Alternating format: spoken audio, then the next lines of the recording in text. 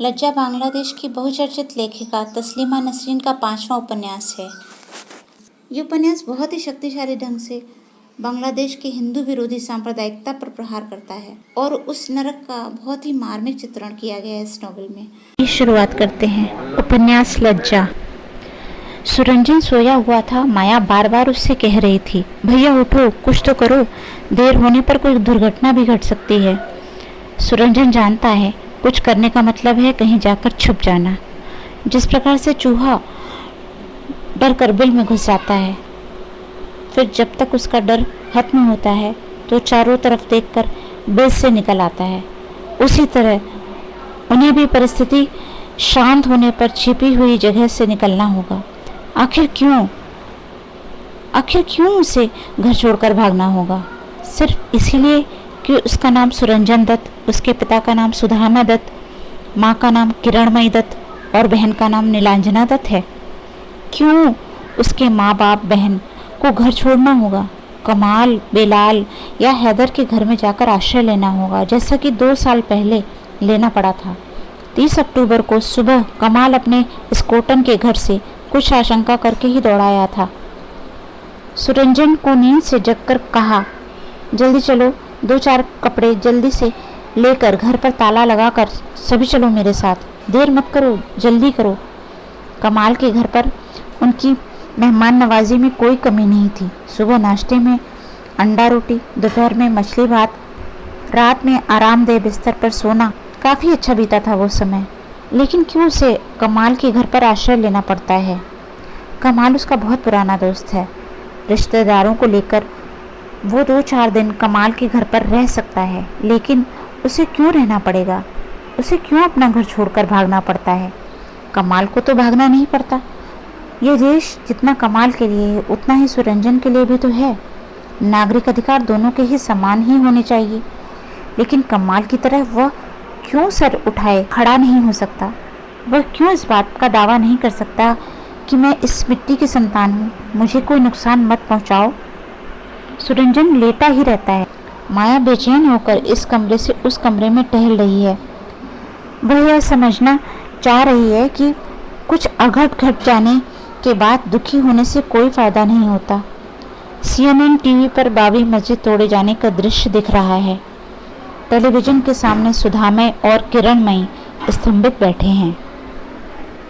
वह सोच रहे हैं कि सन 1970 के अक्टूबर की तरह इस बार भी सुरंजन किसी मुसलमान के घर पर उन्हें छिपाने ले जाएगा।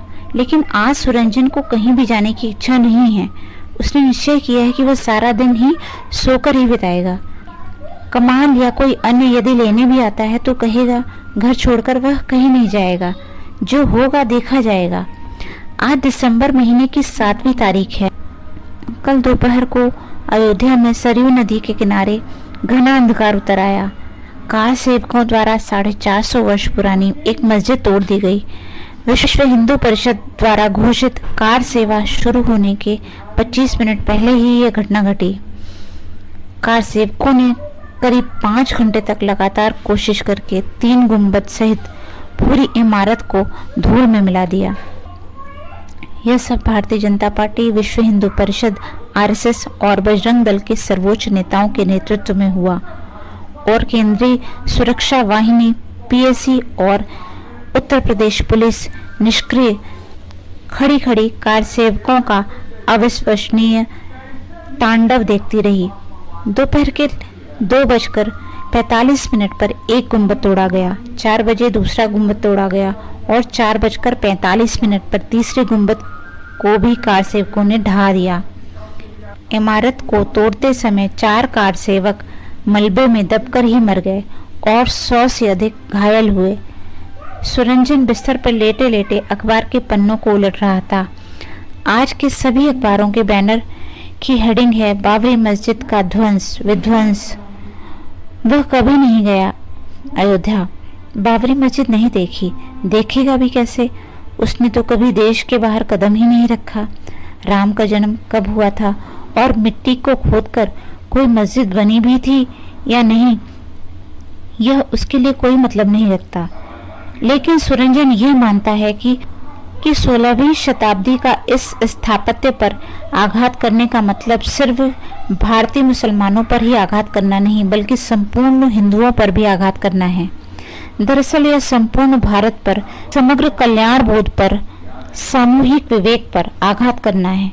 सुरंजन समझ रहा है कि बांग्लादेश में बाबरी मस्जिद को लेकर तीव्र तांडव शुरू हो जाएगा। सारे मंदिर धूल में मिल जाएंगे, हिंदुओं के घर जलेंगे, दुकानें लूटी जाएंगी। भारतीय जनता पार्टी की प्रेरणा से कार सेवकों ने वहां बाबरी मस्जिद को तोड़कर इस देश में कठमुल्लावादी दलों को और मजबूत कर दिया है। विश्व हिंदू परिषद, भारतीय जनता पार्टी और सहयोगी दल क्या ये सोच रहे हैं कि उनके उन्मुक्त आचरण का प्रभाव सिर्फ भारत की भौगोलिक सीमा तक ही सीमित रहेगा? भारत में सांप्रदायिक हंगामे ने व्यापक आकार धारण कर लिया है। मारे गए लोगों की संख्या 500, 600, 1000 तक पहुंच गई है। प्रति घंटे की रफ्तार से मृतकों की संख्या बढ़ती जा रही है। हिंदुओं के स्वार्थ रक्षकों को क्या मालूम नहीं है कि कम से कम 2-2.5 करोड़ हिंदू बांग्लादेश में हैं? सिर्फ बांग्लादेश में ही क्यों, पश्चिम एशिया के प्राय सभी देशों में हिंदू हैं। उनकी क्या दुर्गति होगी? क्या हिंदू कठमुल्लों ने कभी सोचा भी है? राजनीतिक दल होने के नाते भारतीय जनता पार्टी को इस बात की जानकारी होनी चाहिए कि भारत कोई विच्छिन्न जम्बूद्वीप नहीं है।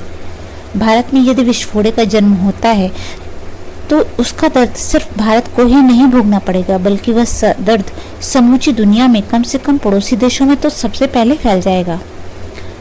सुरंजन आंख मूंदकर सोया रहता है। उसे धकेलकर माया बोली, तुम उठोगे कि नहीं? बोलो, माँ पिताजी तुम्हारे भरोसे बैठे हैं।